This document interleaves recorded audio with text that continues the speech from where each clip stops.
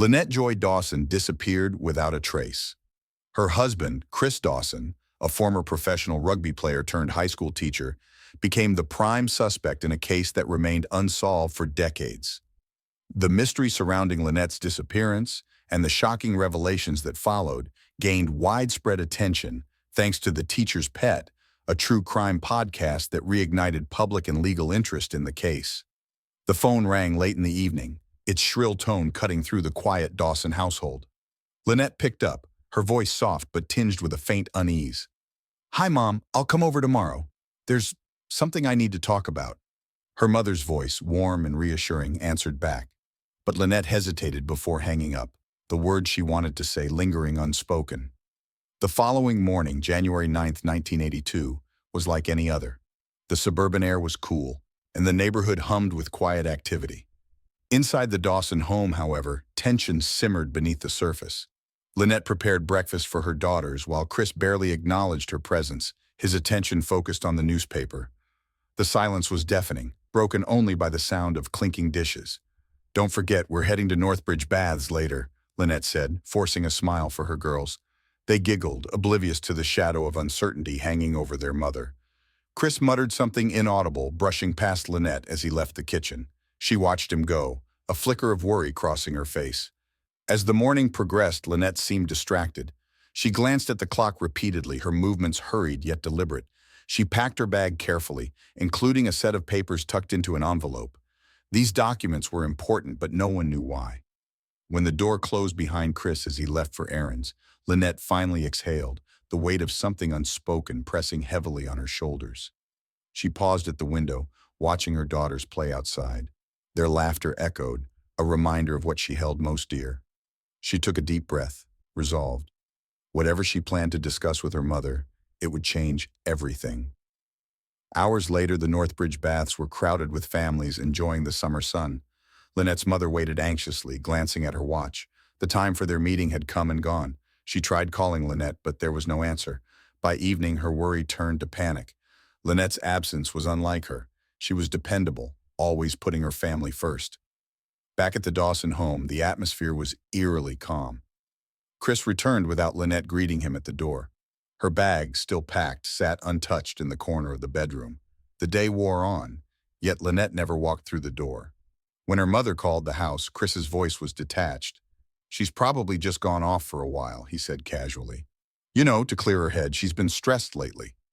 The explanation didn't sit right. Lynette wasn't the type to leave her children without a word. Her mother clutched the phone tightly, sensing something was terribly wrong. That night, Chris sat alone in the living room, the glow of the television casting shadows across his face. The house was too quiet. The faint scent of Lynette's perfume lingered in the air, but she was nowhere to be found. He glanced at the clock, then at the packed bag still waiting in the bedroom. It was as if she had vanished into thin air. By the next morning, the realization set in. Lynette Dawson was gone. The Dawson house felt different. The air was thick with an eerie silence, the kind that settles when something is terribly wrong. The day had passed, the night had come and gone, but Lynette was still missing. Chris moved through the house as if nothing had changed. He fed the children, washed the dishes, and even hummed to himself as he wiped down the counter. But beneath the ordinary rhythm, something felt off. He avoided looking at the packed bag in the bedroom, sitting untouched since the morning before. Joanne Curtis sat in her small bedroom staring at the ceiling. The phone call had come last night. Chris had told her that Lynette was gone, just like that. Gone. No emotion, no explanation. She didn't ask questions, but her stomach twisted into knots. It was happening faster than she had imagined, faster than she was ready for. The neighbors noticed things almost immediately. A couple next door, the McNamara's, had seen something strange the previous night. As they locked up before bed, a shadow moved past the Dawsons' back window. The lights inside flickered on and off. Then, around midnight, the silhouette of a man carrying something large, was seen near the backyard. "Probably just taking out the trash," Mr. McNamara muttered to his wife. But the way the shadow moved, the way it hesitated, made his skin crawl. The next morning, Joanne arrived at the house. Chris had invited her over. She hesitated before stepping inside. The air was thick, as if the walls themselves knew a secret. The girls ran up to her excited, unaware of the storm brewing around them. Chris was in the kitchen, calm, too calm. "You'll stay here now," he said, pouring coffee like it was just another day. "It'll be easier that way." Joanne swallowed hard. "What about Lynn?" Chris didn't answer right away. He took a sip of his coffee, then placed the cup down carefully. "She left," he said finally, his tone flat. "She's not coming back." Something twisted inside Joanne's chest. "She just left?" Chris nodded, his face unreadable. That night, Joanne had trouble sleeping. The house felt strange, too quiet. The bed she lay in, Lynette's bed, smelled faintly of a floral perfume, lingering as if the house itself hadn't accepted her absence. Down the hall, the girls slept soundly. They hadn't asked about their mother. Had Chris told them something? Had he convinced them she had left on her own? Somewhere outside, a branch snapped. Joanne sat up. The backyard was dark, shadows shifting in the faint moonlight. And then, something caught her eye. Near the garden, the soil looked disturbed. She swallowed hard, forcing herself to lie back down. The walls of the Dawson house had begun to whisper. The Dawson house settled into an uneasy quiet. Days had passed since Lynette's disappearance, but Chris showed no urgency, no worry, no grief. If anyone asked, he'd give the same answer. She left. A simple, flat statement, as if a wife and mother could just vanish into thin air without a trace. But outside the walls of that house, the world was beginning to ask questions. Lynette's mother called again, her voice, usually warm and gentle, now carried an unmistakable edge of fear. "Chris, I haven't heard from Lynn. She was supposed to come see me." Chris leaned against the counter, fingers drumming on the surface. "She probably needed time away," he said casually. "She mentioned something about a new start, maybe a religious retreat." Silence on the other end, then finally, "A retreat?" Her voice cracked slightly. "Chris, that doesn't make sense. She wouldn't leave the girls, not without saying goodbye." Chris sighed, rubbing his temples. "Look, I'm telling you what she told me." But it was a lie, and it had begun. By the end of the week, Joanne Curtis was practically living in the Dawson home. The transition was seamless, too easy. The girls, still too young to understand the weight of their mother's absence, clung to Joanne like she had always been there. Chris encouraged it. One afternoon, as Joanne sat in the living room, one of the girls looked up at her with wide, innocent eyes. "When is Mommy coming home?" The question sent a chill down Joanne's spine. Chris was in the kitchen pouring a drink. He didn't even turn around. "Mommy decided to go away," he said smoothly. "She needed a break. She's happy now." Joanne's heart pounded. The ease with which he spoke, the cold detachment, it unsettled her. That night, as she lay in bed, she listened to the unfamiliar silence of the house. It wasn't a peaceful silence. It was the kind that came after something irreversible had happened. Outside, the garden remained undisturbed, save for that one patch of soil. And the lie, small at first, had begun to spread. The night air was thick with silence, yet Joanne Curtis couldn't shake the feeling that the house was still awake. It had been weeks now, weeks since Lynette vanished, weeks since Chris had woven his story, weeks since Joanne had stepped into a role she never asked for. But something wasn't right. That night, as she lay in Lynette's bed, her skin prickled with unease. The walls seemed to breathe, the shadows stretched unnaturally, and the familiar scent of Lynette's perfume still lingered in the sheets, a whisper of a presence that should have never left. Down the hall, Chris was awake. She could hear him moving, pacing. The floorboards creaked beneath his steps. He hadn't been sleeping well, not that he'd admit it. But Joanne saw it, the twitch in his hands, the way his eyes flickered toward the backyard when he thought no one was looking. Then, the phone rang. The sudden noise cut through the stillness like a blade. Joanne's breath hitched. Chris answered. A pause, then his voice, tight and controlled. "Hello?" Joanne sat up, straining to listen. A second passed, then another, and then, "I know what you did." The voice on the other end was distorted, barely more than a whisper. Joanne froze, her heart slamming against her ribs. Chris's grip on the phone tightened. "Who is this?" Click. Silence. Joanne pressed a hand against her mouth. Chris stood there for a moment, unmoving. Then slowly, he placed the phone back onto the receiver. He exhaled sharply, fingers raking through his hair. Joanne expected him to say something. Instead, he turned, walked toward the back door, and stepped outside. Her pulse pounded. She climbed out of bed, her bare feet silent against the floor as she moved toward the window. The garden lay in darkness, but she could still make out Chris's silhouette. He was standing in the same spot, the one where the soil had been disturbed. A gust of wind rattled the trees, sending leaves spiraling to the ground. Chris knelt down, his hands pressed into the earth. Joanne felt her stomach drop. What was buried there? Joanne pressed her face closer to the window, barely breathing. Below in the dim moonlight, Chris remained crouched in the garden, his hands sifting through the soil. He was searching for something or making sure something stayed hidden.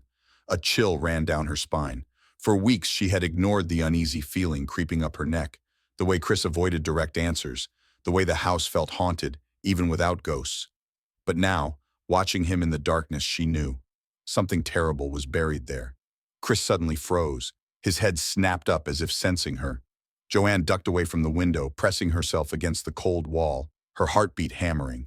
Seconds passed. The floor creaked. Was he coming back inside? She held her breath, counting the silence. Then, nothing. Minutes later, the back door clicked shut. Joanne risked a glance. Chris had returned, brushing dirt from his hands, his face unreadable. He moved through the house as if nothing had happened, disappearing into the bedroom.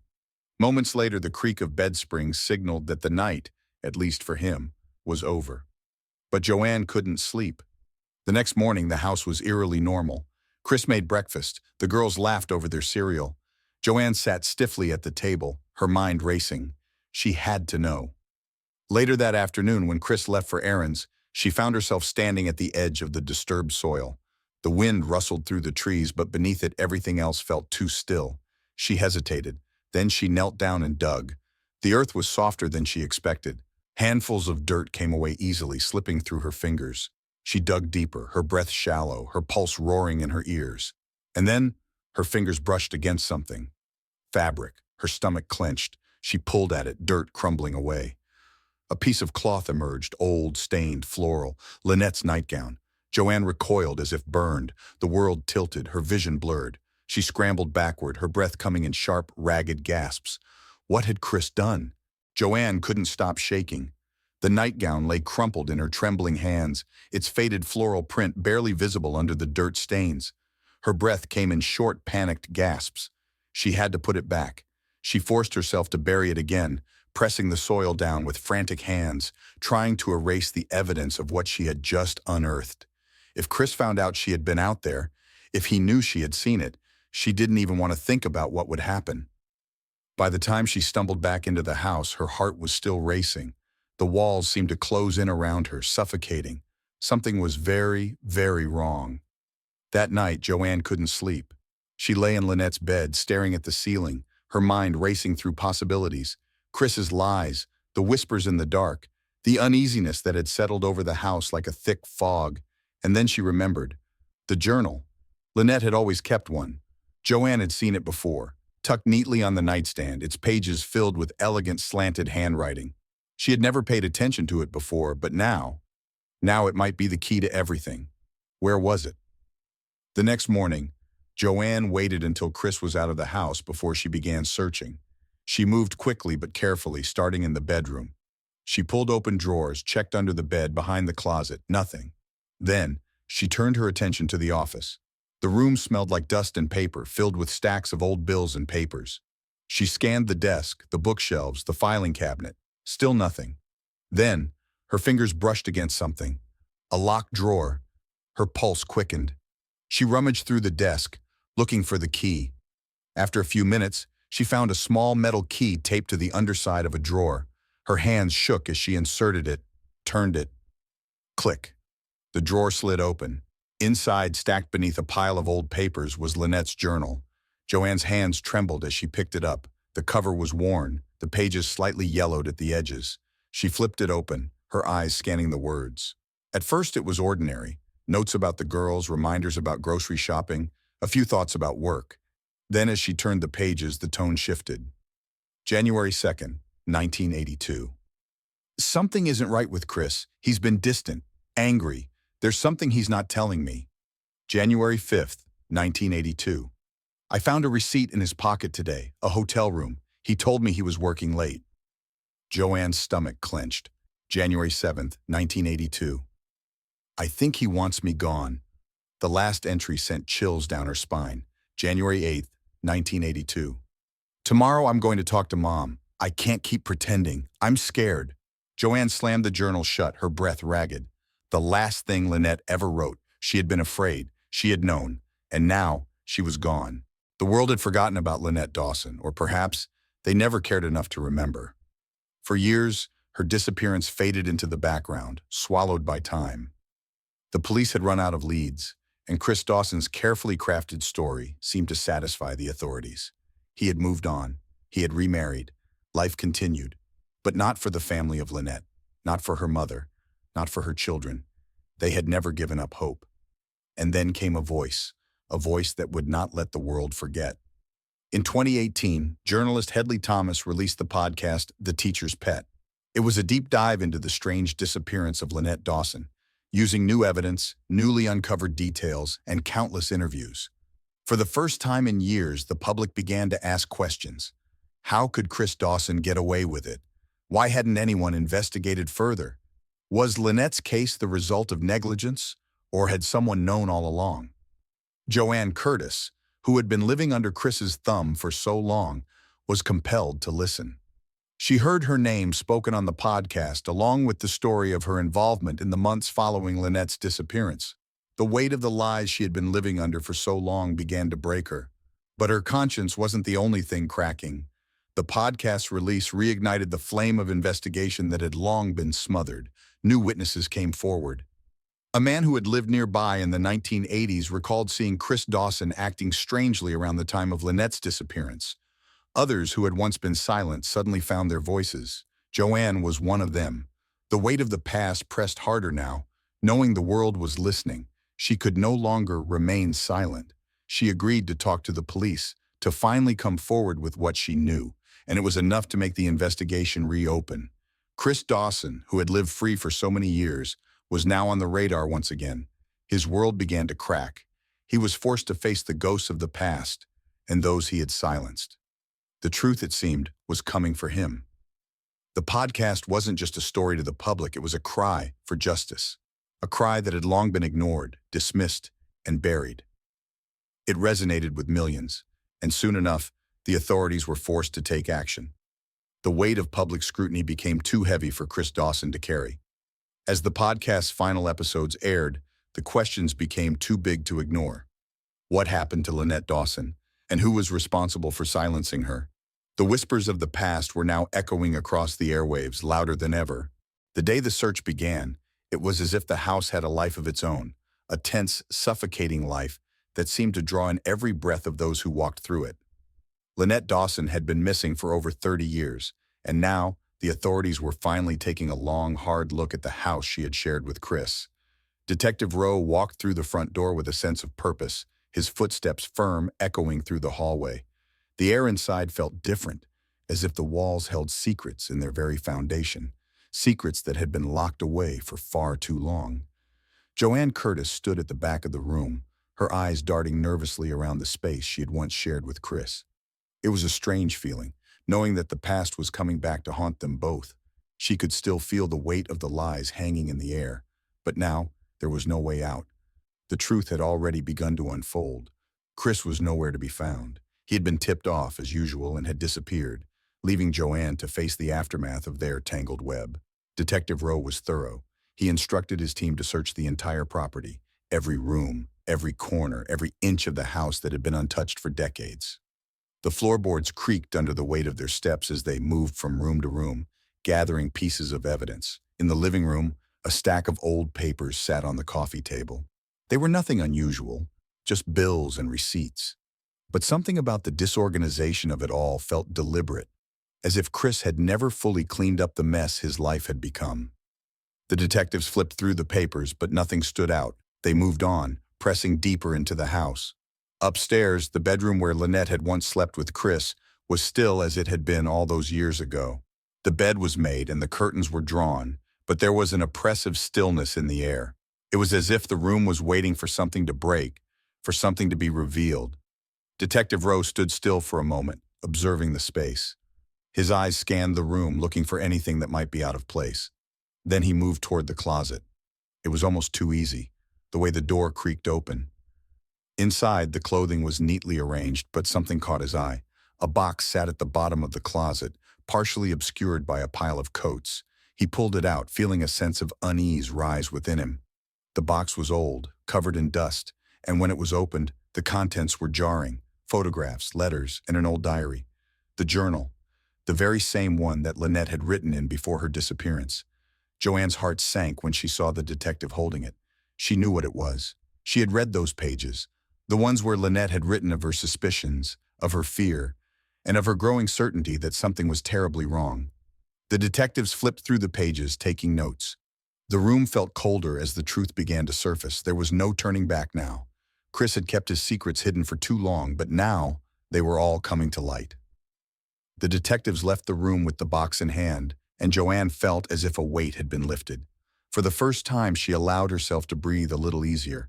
The pieces were falling into place. But as the search continued, Joanne knew that this was only the beginning. The house had given up one secret, but there were still many more waiting to be uncovered. The tension in the room was suffocating, almost palpable. Joanne Curtis sat across from Detective Rowe, her hands clasped tightly in her lap. Her mind raced, but her mouth remained silent. The police had gathered the pieces she had long known but never dared to speak aloud. Now, she had no choice. The truth had finally caught up with her. The journal, the photographs, and the other evidence had already set the stage. The house search had uncovered far more than just memories. It had uncovered secrets, buried deep in the soil and in the mind of Chris Dawson. But now, it was her turn to speak. The detective's gaze was steady, unflinching. He had heard stories, accusations, and confessions over the years, but something about Joanne's quiet demeanor told him this would be different. "Joanne," Detective Rowe began, his voice calm yet unwavering, "we know that you have information that can help us. We know you've been living with this, carrying this burden. We need you to tell us the truth." Her breath hitched. She glanced at the door, then back at the detective, her mind swirling with everything she had seen, everything she had felt. Finally, she spoke. "Chris, he told me Lynette left, but I knew she didn't just leave. I couldn't say anything back then. I was too scared, too confused. But I know now. I know what he did." She stopped, her words hanging in the air. Her hands trembled as she reached for the journal, the one she had discovered in the locked drawer just days ago. She handed it over to Rowe, her fingers brushing against the edge of the pages. "There was so much more in there," she whispered, her voice barely audible. Lynette knew. She was afraid of him, but she was too proud to let anyone know. Detective Rowe flipped through the pages, skimming the words that were etched in Lynette's handwriting. Each entry revealed a woman on the edge of something terrifying, something she couldn't escape. Joanne's heart pounded as the memories flooded back. The lies Chris had told her, the way he had manipulated her, made her believe that Lynette had just vanished. "Tell me what happened the night she disappeared, Joanne." Rowe's voice was firm, coaxing. Joanne swallowed hard. The weight of the confession pressed heavily on her chest. She couldn't turn back now. "I was there," she began, her eyes looking down at the table, unable to meet his gaze. "Chris, he'd been acting strange for days. The night Lynette disappeared, I was there. He told me she was gone, that she had just left. But I saw him that night. I saw him leave the house and go into the backyard. I didn't know what he was doing, but I could tell he was hiding something." She paused, remembering the horror of that night. "I went outside to check on him to make sure everything was okay," Joanne continued, her voice cracking. "And I saw him digging. He was digging in the backyard, in the spot near the garden. And he wouldn't let me near him, wouldn't let me see. He was—" She stopped herself, the words stuck in her throat. But the detective was patient. He didn't rush her, didn't pressure her.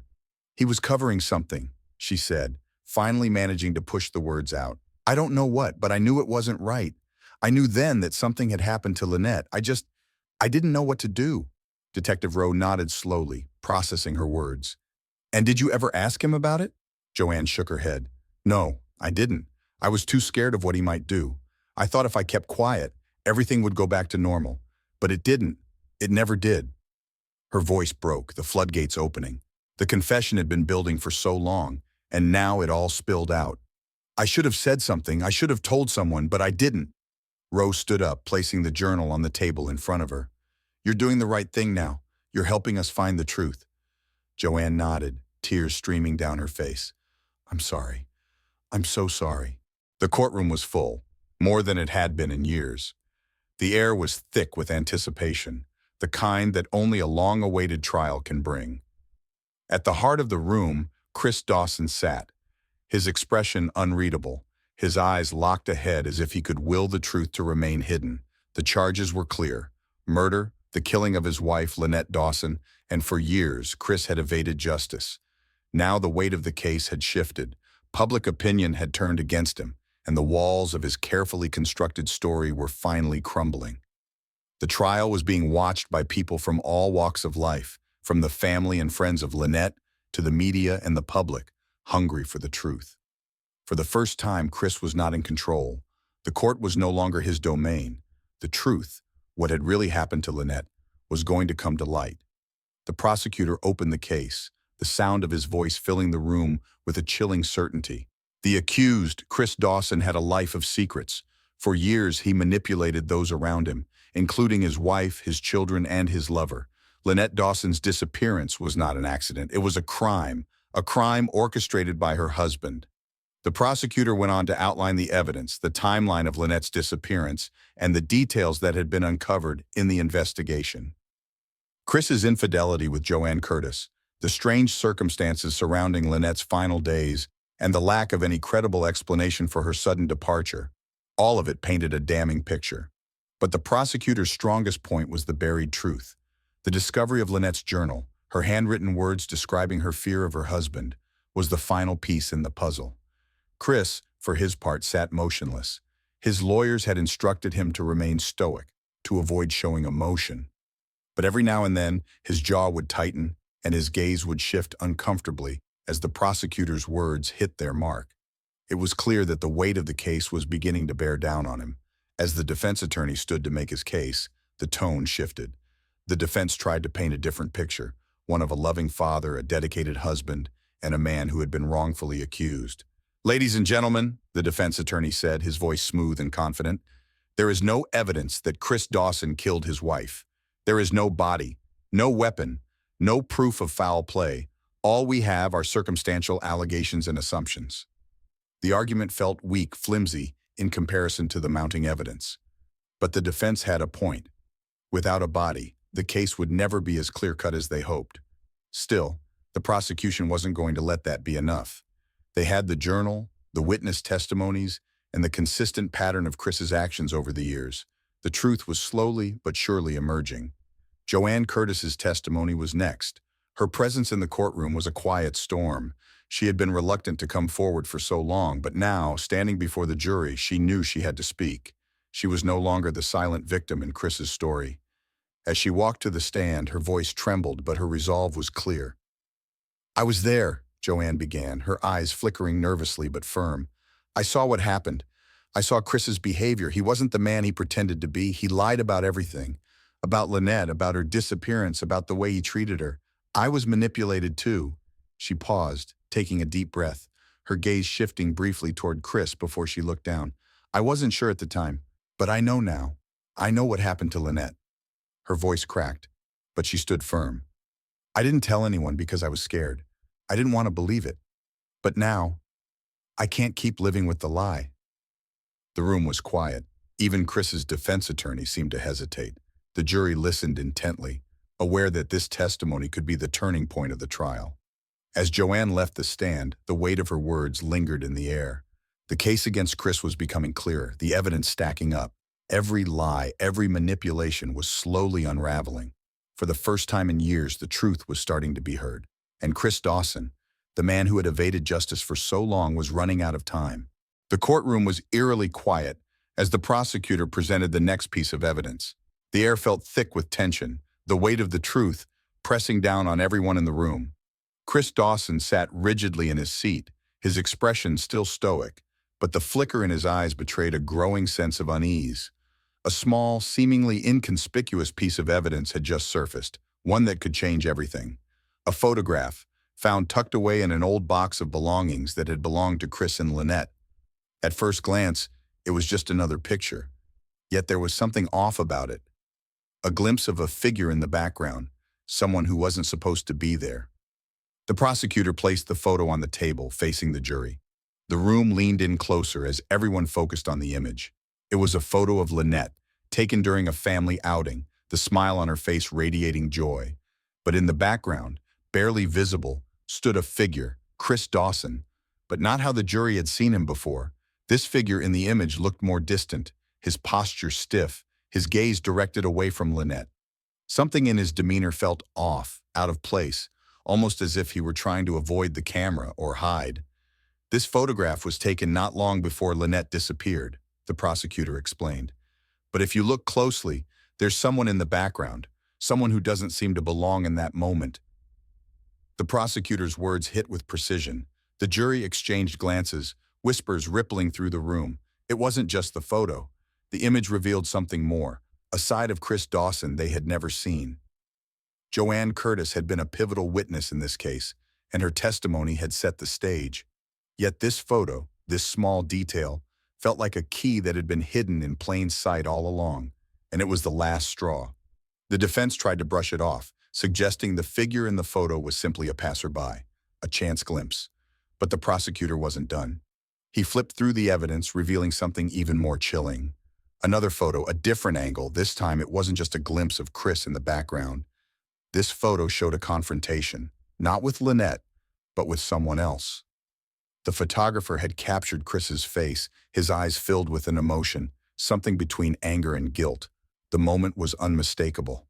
"Why didn't Chris ever mention this photograph?" the prosecutor asked, his voice sharp. "Why is it only surfacing now?" The silence in the room deepened. Chris's expression remained neutral, but inside his mind was racing. His past was unraveling faster than he could keep up. He had hoped for this to stay buried, for the lies to keep everything intact.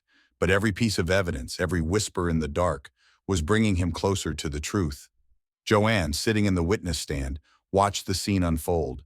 Her heart pounded as she recalled the days after Lynette's disappearance, when everything had seemed so certain. Chris's lies had been so convincing, so seamless. But now, the walls were closing in. The truth was undeniable, and she had been right all along. She could barely hold back her tears as the photograph, once hidden, was brought to light. It wasn't just a photograph. It was a confession. Chris Dawson had been in the background of his own life. He had watched it unravel, and now every secret, every lie was coming back to haunt him. The hidden clue, the photograph, was the proof that the defense could not explain away. It wasn't just a snapshot. It was a moment frozen in time, revealing the guilt that Chris had buried deep inside. The jury remained silent, contemplating the gravity of what had been revealed. It was clear now. The truth was no longer something that could be denied. The courtroom was silent, the kind of silence that feels as heavy as the air before a storm. Everyone was waiting. The jury had deliberated, the evidence had been laid bare, and the truth was hanging in the balance. Chris Dawson sat in his seat, his face a mask of composure, but his eyes, those eyes, betrayed him. They darted around the room, avoiding the gaze of those who were there to witness the end of this long, drawn-out story. His past, full of lies and manipulations, was now being evaluated in front of him. There was no escaping it. The judge entered, the sound of his footsteps echoing through the room. The murmurs in the crowd stilled as the judge took his seat. He opened the file in front of him, glancing at the evidence, the testimonies, the photographs that had painted a damning picture. "Members of the jury," the judge began, his voice steady and firm, "you have heard the evidence presented, the witness testimonies, the physical evidence, the confession. This case has been one of significant gravity, and I now ask you to deliver a verdict based on the facts, and the facts alone." Chris's breath was shallow as he clenched his hands tightly in his lap. He couldn't look at the jury. He couldn't look at the faces that had followed this case for so long, faces now filled with expectation and judgment.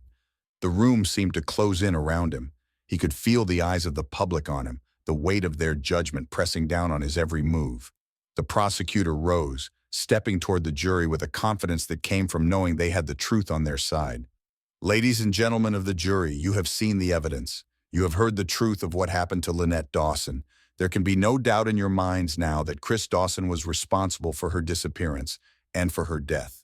The lies, the manipulation, the cover-up, they were all part of a plan to keep the truth buried." The defense attempted to counter, but their arguments had grown weak. Chris's lawyers tried to paint a picture of a man wrongly accused, a man whose actions had been misunderstood. They pointed to the lack of a body, the gaps in the evidence, and the years that had passed. But it wasn't enough. Not anymore. The confession from Joanne Curtis, the discovery of Lynette's journal, the buried photographs, all of it was too much to ignore. Finally, the moment came. The jury had returned. They filed back into the courtroom, their faces somber and resolute. They took their seats, and the foreman stood up to speak. "Your Honor," the foreman said, his voice steady, "we, the jury, find the defendant, Chris Dawson, guilty of the murder of Lynette Dawson." The words hung in the air, cutting through the tension like a knife. For a brief moment, there was complete silence. Then the weight of the verdict sank in. Chris Dawson remained motionless. His eyes narrowed, but there was no fight left in him. He had been found guilty, and there was no turning back. The years of evading the truth, the lies, the manipulations, they had all caught up with him. His fate was sealed. Lynette's family sat in the back of the courtroom, their faces filled with both relief and sorrow. They had waited so long for this moment, and now, after decades of uncertainty, the truth had been spoken. Justice had been served, but it came at a great cost. As the judge read the sentencing, Chris Dawson was led away in handcuffs. The courtroom watched in silence as he was escorted out, the weight of his conviction settling around him. Lynette Dawson's family, her friends, and those who had fought for justice finally felt the relief of knowing that the truth had prevailed. It had taken years, decades even, but the lies had been exposed, and Chris Dawson could no longer hide behind his deception. The verdict was final. What do you think of Chris Dawson's actions and the shocking truth behind Lynette's disappearance? Do you believe justice was served? Let us know your thoughts in the comments below. If you found this story intriguing, don't forget to hit the subscribe button and turn on notifications so you never miss out on our next true crime investigation. Stay tuned for more chilling cases and hidden secrets revealed.